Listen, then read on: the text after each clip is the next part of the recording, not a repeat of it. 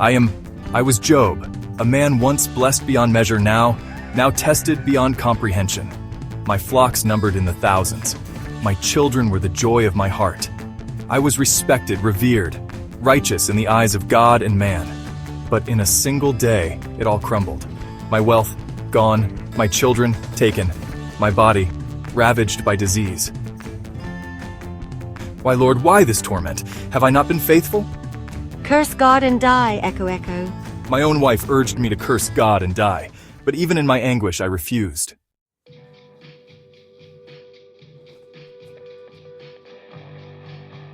My friends came, but their words were poison.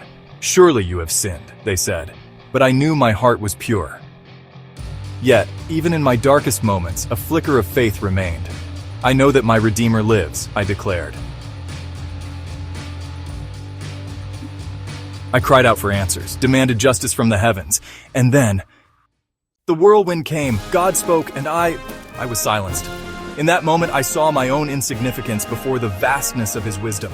I repented in dust and ashes, humbled by the majesty of the Almighty.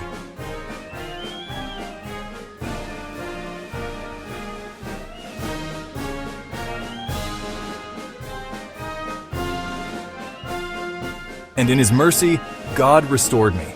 My wealth doubled, my family renewed. But the true gift? Understanding.